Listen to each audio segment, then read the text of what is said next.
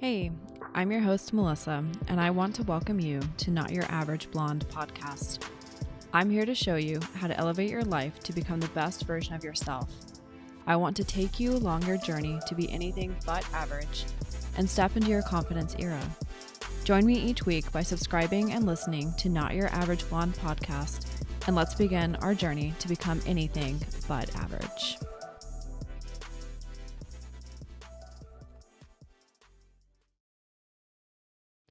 Happy Monday, everyone, and welcome back to Blonde Boost. This is your 10-ish minute weekly dose of motivation, inspiration, and a little kickstart to help you become the best version of yourself. Today, we're going to dive into one of the most powerful tools you're going to need for 2025, and if you couldn't tell by the title, it's going to be confidence.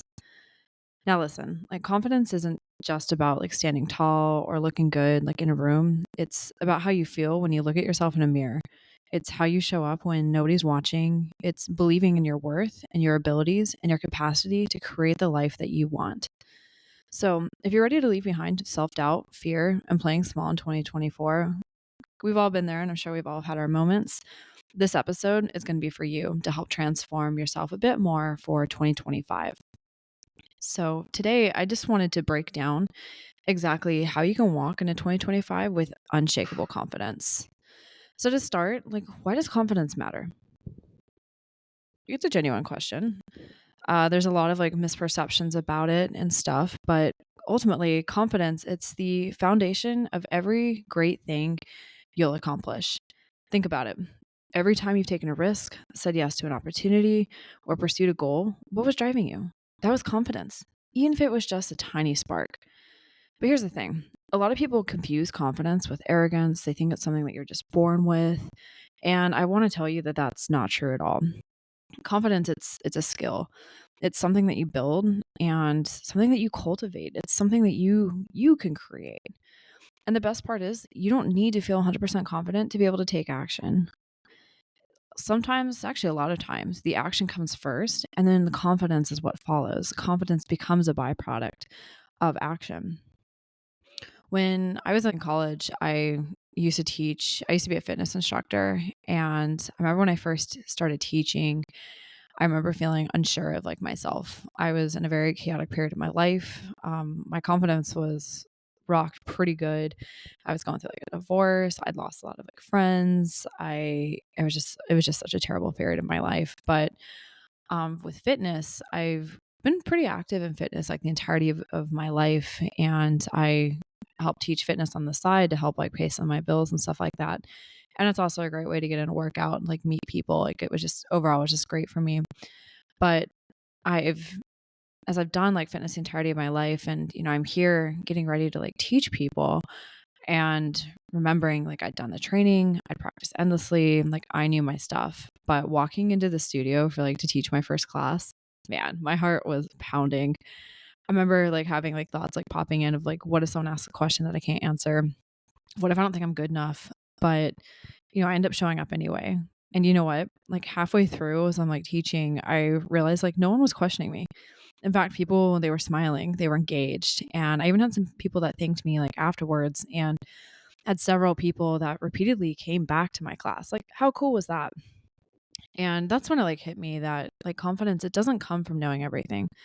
It's impossible to know everything, but it comes from showing up, taking the action, and then trusting that you are enough where you are right then, in that moment. That moment, it taught me that even when I don't feel 100% ready, I can take a deep breath and still go for it.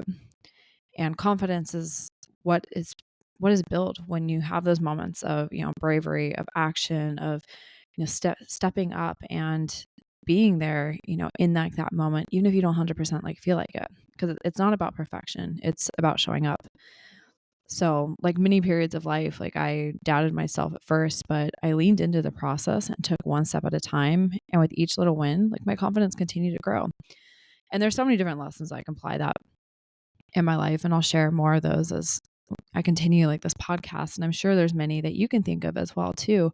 So whether, you're stepping into a new job, you're starting a business, or you're just, here today, just trying to show up as your best self, confidence is going to be that key. It's what allows you to keep going, even when things are feeling really hard. But the good news is like we're going to start building that confidence like today.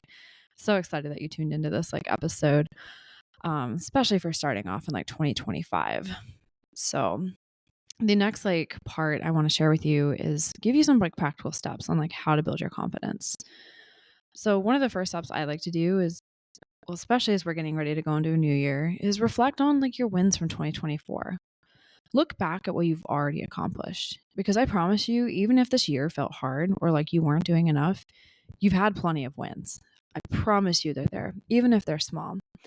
So now what I want you to do, I want you to like grab a piece of paper, or if you're driving, maybe pause this and think for like a couple of moments of like a few things that you're proud of from 2024. If you have a piece of paper, write down like 5 things that you're proud of from 2024. These don't have to be like life-changing achievements. Maybe it's, a new habit that you started, you set a new boundary, you learned something new, or you just simply survived like a tough season. I know for me, I definitely had a period that, a huge win for me was like, I just survived. I was struggling a lot, and, I'm very grateful, like looking back, that like I made it through that period, and that was like a win for me in 2024. Now, when you see like those wins like written down, or as you're thinking about it, something's going to shift in your mind. You're going to remind yourself like, wait, like I'm capable and I can do hard things. I've already proven it. See, look, it's right here, written down. And if you're listening and thinking like, I don't have any wins, let me tell you this. You do. Showing up for yourself, trying your best, and learning from your struggles, they're all wins. Own them. Own that shit. Because like when you recognize what you're capable of, you're going to step into your future with more confidence. And that's what we're going to do for like this next year. We're going to like set that intention for 2025 of having a future with more confidence. Confidence, it thrives with clarity. And when you have that clear vision of like what you want, it's going to be easier to make bold actions. So when I'm preparing for like a new year, I love to do this exercise where I think about the year ahead and I'll pick like one word or theme that represents how I want to feel or what I want to focus on. Something like courage, growth, freedom, abundance, or like connection. Like the word is going to become like your anchor and focus. I absolutely love like connection. Connection's been a big part of like my journey the last couple of years, and has been my focus year, actually, my focus word on repeat for actually a couple of years. And it's been absolutely amazing, like the growth that has like come from that, with having like a very deliberate focus like on connection. Now going into 2025, I'm still going to focus on connection, but my word for 2025 is going to be expansion. It's that reminder that I'm going to keep stepping into bigger opportunities, even when that fear like creeps in. It's going to be that grounding element. And it's also going to cage my mind to like look towards like opportunity for expansion. Now, I want you to take a moment and think about your word. Jot it down, stick it somewhere you'll see it daily, like on your mirror, your phone, your planner, vision board, whatever it is that works. And, take that small action and put it somewhere as that like reminder. It's going to help you stay aligned like with your vision. And that alignment is going to help you like create that confidence. And with creating like that confidence, and that's continued to be developed like throughout like your routine. By looking at like that word, like I said, like on your mirror, your phone, wherever it is, you're going to have that routine of like looking at it and then like mentally like processing it. Now, confidence it's not something that you think about once and like forget. It's something that you practice like daily. Like I said, it's in that routine. A confidence routine, it's, small action that's going to boost your self-belief. There's a couple of them that I do, and then a couple I'm going to share with you as well. One of them is like affirmations. Affirmations are pretty popular. You can like start your day by saying an affirmation out loud or writing it in a journal. You can choose a couple that resonates like with your goals or your identity, and you can pick different ones. A week, you can do a daily affirmation, you can do a monthly one. You can really pick and choose like how you want to apply affirmations in your life. But some examples of affirmations include, I am capable of achieving anything I set my mind to. I trust myself to make the right decisions. I'm stepping into today with courage and confidence. It's those reminders of who you are. Another one is visualization. I really like visualization, and there's been a lot of like proof and science like behind it. But with visualization, you're going to like close your eyes and visualize yourself as someone confident and powerful. I want you to imagine like those fine details of like, what are you wearing? What actions are you taking? How are you feeling in that moment? You're going to imagine like a scenario where you succeed with ease because like you know what to do. I love this one because it trains your mind to act as if success is inevitable, making it more likely to happen. which is like pretty fucking cool. Another part of like routines, those are some common like morning ones, but you can also have like an evening routine as well. Your evening routine can be just as important as your morning one. And for me, especially, like this is like my time where I can like reflect, release, and then also prepare for like the next day.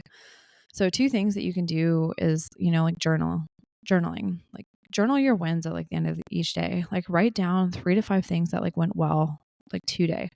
I want to be very specific. Like I nailed my presentation at work, or I made time to work out despite feeling tired. Focusing like on those wins is going to continue to train your brain to look for success instead of dwelling like on setbacks. Now, the second part of that is like while you're journaling or while you're reflecting on your wins, I want you to set tomorrow's intentions as well. And then maybe review them in the morning if you have some time. But like ask yourself, like, what's one thing I want to accomplish tomorrow that will make me feel proud? What can I do to step into tomorrow with more confidence? One of my routines is like a mix of like positive self-talk and breath work with, visualization. I realized like several years ago that like when I talk negatively to myself, it does nothing positive for me. And it kind of drives me crazy when I hear other people like talk so poorly to themselves or talk down to themselves, because it puts you into a cycle of like negative self-esteem, and then your performance is going to go down. Like it's absolutely terrible for you and like your mind. And if you keep telling yourself those negative things, like you're going to believe it, even if it's not like true. When you tell yourself positive things, it's your mind is going to be rewired, and you're going to believe it, and you're going to open up to like more positive things to come into your life. So I've learned that there's a lot of power with having like positive self-talk, especially when you're going through like hard times, just kind of reminding yourself of like, okay, like I can do this. I've got this. Now, the other part of that is like I also enjoy like breath work because it grounds me in the moment and it forces me to like slow down. Typically, I'll combine this with like visualization. This is absolutely amazing, especially if like I'm feeling really anxious. I'll take like a minute or two just to focus on my breathing and lower my heart rate and just refocus my mind. And it does absolute wonders. One of my morning routines that I really enjoy when I'm taking slow mornings is like I love having like a cup of coffee or a cappuccino, especially. And I just like sit and feel and just be in the moment. And I focus like on my breath and I focus like on my coffee. And it's absolutely amazing just for calming and starting like my day off just on the right foot.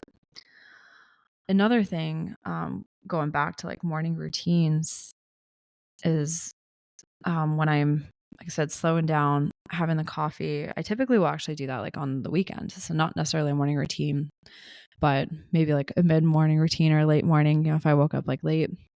But like on Sunday or Saturday, I'll sit there and I'll focus like on those positive things and like I'll set my intention. But part of like setting my intention is I will typically will try and challenge myself like each week. I will commit to doing one thing each week that's going to push me outside of my comfort zone, like going on a date. I don't date like ever or much at all. To be honest, it kind of like terrifies me, and I have just very different priorities right now, like in my life. Another one is, or sign up for like a class like that week.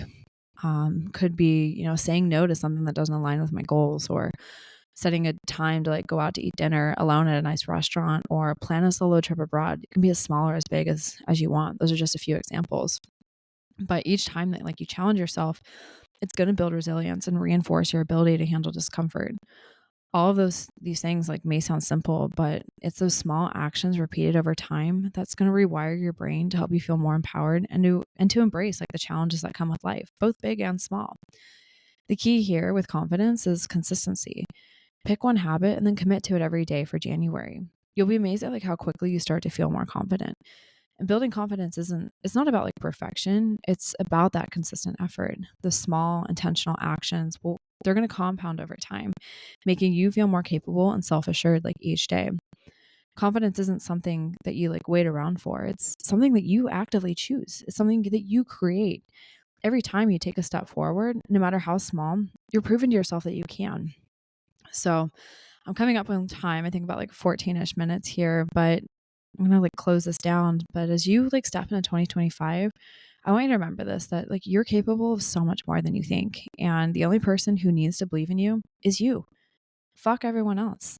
Believe in yourself, because you're all you have at the end of the day. So I want you to like show up, take the leap, and let your confidence grow through action. I can't wait to see and hear all the incredible things that you're going to do like this upcoming year and what you're going to overcome. So until next time, keep chasing your best self and creating the life that you deserve.